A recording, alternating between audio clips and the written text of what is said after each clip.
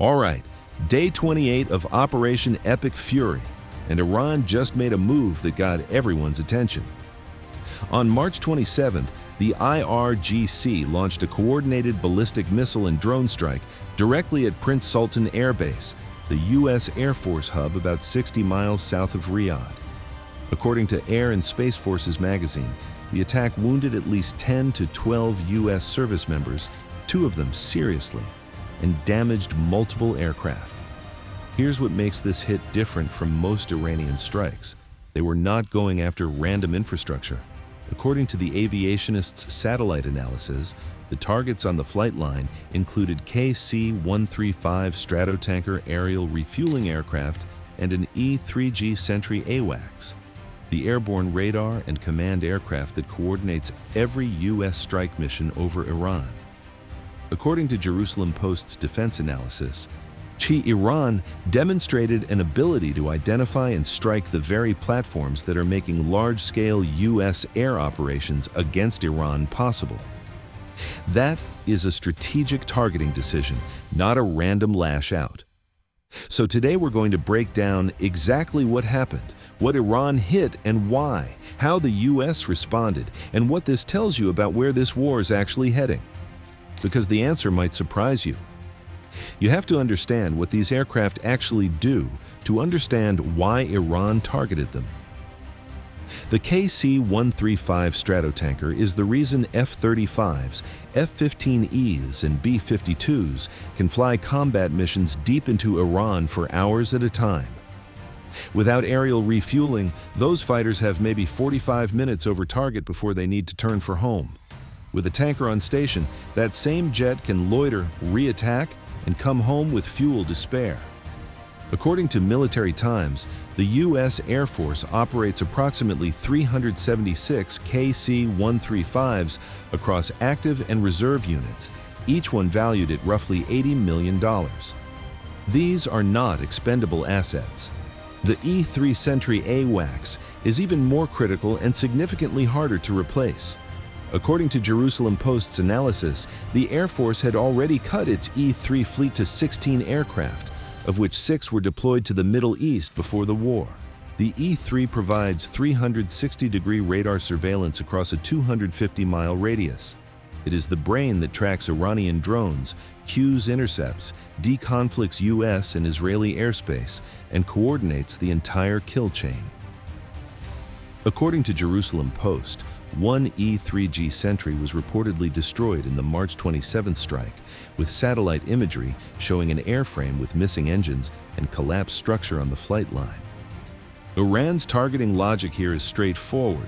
They cannot match U.S. air power head-to-head. What they can try to do is degrade the support infrastructure that makes American air superiority sustainable.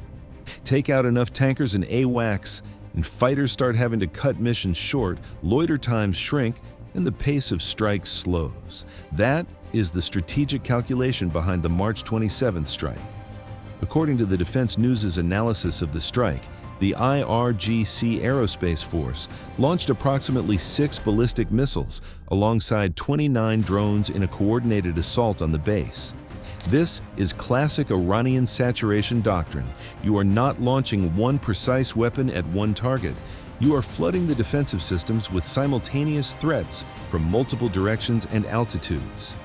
Trying to overwhelm Patriot and THAAD batteries that are designed to intercept but have finite interceptor magazine depth. According to NPR's reporting, most of the incoming threats were intercepted. Saudi Arabia's air defenses and U.S. systems engaged the majority of the salvo. But in a saturation attack, most is not the same as all. According to Air and Space Forces magazine, at least one Iranian missile scored a direct hit on the base, striking the flight line where KC-135s and the E-3G were parked in the open. According to the Defense News, the attack specifically targeted the flight line where aircraft were parked in the open, increasing their vulnerability. That last detail matters. According to the Aviationist's post-strike analysis, U.S. planners must have assumed they could still keep aircraft parked in the open, or even though the previous attacks should have served as a significant warning. This was not Iran's first strike on Prince Sultan. an earlier March attack had already damaged 5 KC-135s. According to Military Times, those were repaired and returned to service before the March 27th hit. The base was a known target. The aircraft were back on the same open flight line. The U.S. response came fast. According to Air and Space Forces magazine's reporting, 3 additional B-1B Lancers had arrived at RAF Fairford on March 26th, the day before the strike, bringing the total number of bombers at the UK base to a new high. That pre-positioned buildup, combined with what the strike triggered, translated into an immediate step-up in operations. According to the Defense News, in the days following March 27th, F-35s, F-16, and F-15E Strike Eagles were reported intensifying precision strikes on remaining Iranian missile launch sites, command nodes, and military infrastructure. Here is the broader context that matters. On March 25th, just 2 days before the Prince Sultan strike, Admiral Brad Cooper had posted a video statement saying, "We have damaged or destroyed over 2/3 of Iran's missile, drone, and naval production facilities and shipyards. We are on a path to completely eliminate Iran's wider military manufacturing apparatus." According to Air and Space Forces magazine, Cooper's statement captured where the campaign stood. And 48 hours later, Iran proved it still had enough capability left to hit a major U.S. air base with a precision-coordinated strike.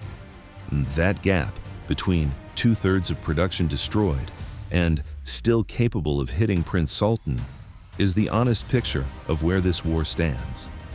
According to Defense Blog's analysis, despite those claims, the latest attack underscores Iran's ability to continue operations even with reduced assets.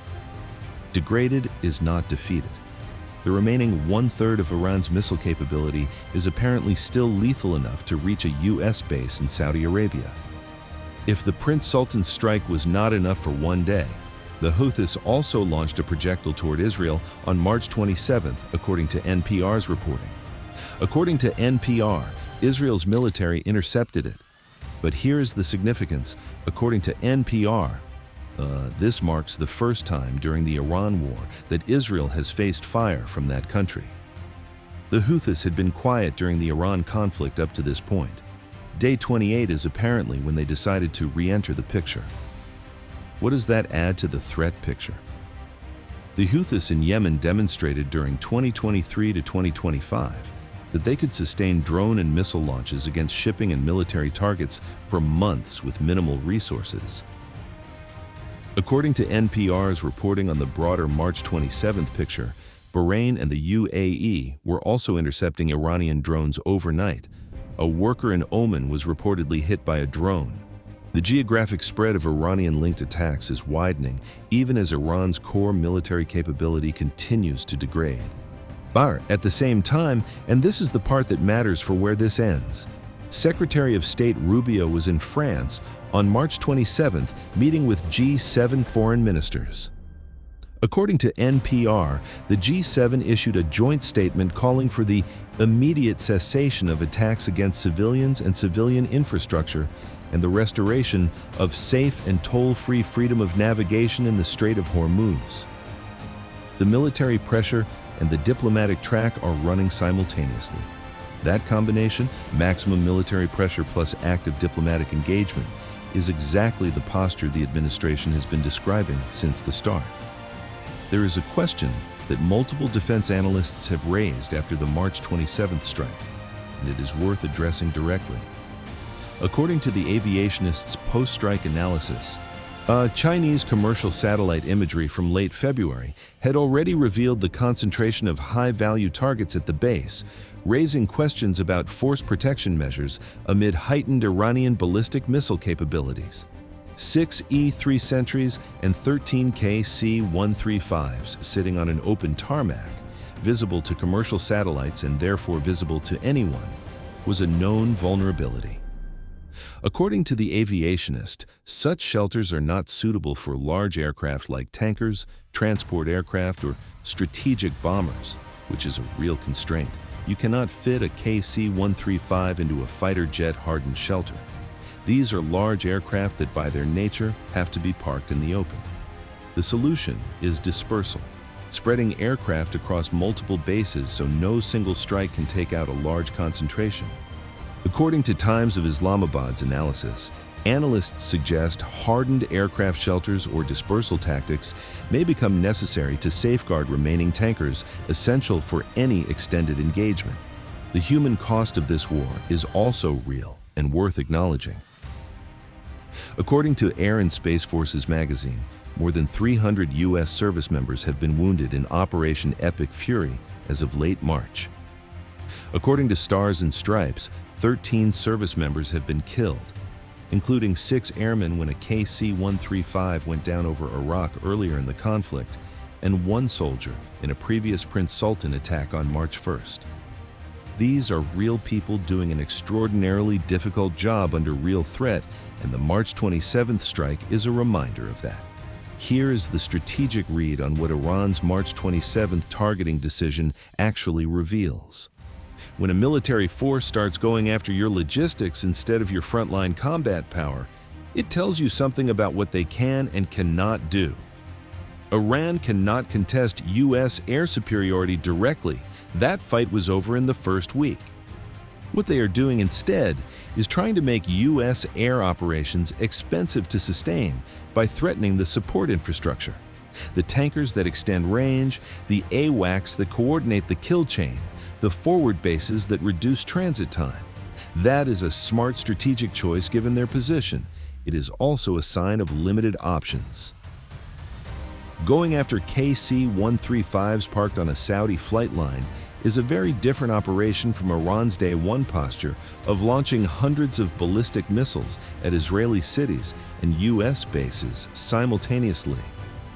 According to Air and Space Forces magazine, Iran continues to demonstrate the capability to strike, but with diminishing assets.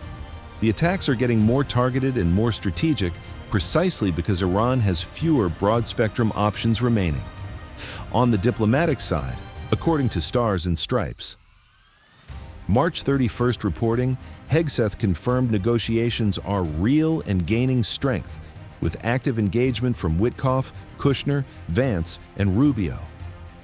According to Fox News, March 31st reporting, Trump said, "We're negotiating with Iran now, and it would be great if we could do something, but they have to open it up," specifically referencing the Strait of Hormuz.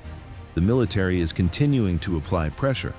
The diplomats are simultaneously working the off-ramp, and Iran is still swinging with whatever assets remain, including apparently some of the very missiles and drones that the IRGC managed to hold back from the main bombardment campaign. Day 28. Iran struck the base that keeps U.S. fighters in the fight, and they hit the logistics layer that most people do not talk about. The KC-135s that extend combat radius, the E-3G AWACS that coordinates the kill chain. That is a smart, targeted strike from a regime that has lost most of its conventional military capability, according to a senior U.S. official cited by Air and Space Forces magazine. This is a desperate move by a regime whose military has been systematically degraded after weeks of precision coalition strikes. The base stayed operational. The mission continues. But the 300-plus service members wounded and 13 killed in this campaign are a reminder that degraded does not mean disarmed. The B-52 is flying overland over Iran for the first time. Negotiations are reportedly gaining strength. The Houthis are back. The strait is still closed, and Iran still has enough missiles left to reach a U.S. airbase in Saudi Arabia and put people in the hospital. That is the honest picture on day 28. Let me know what you think in the comments, and I'll see you on the next one. This video is based on publicly available reports, official statements, and defense analysis. Some details may be subject to change as the situation continues to develop.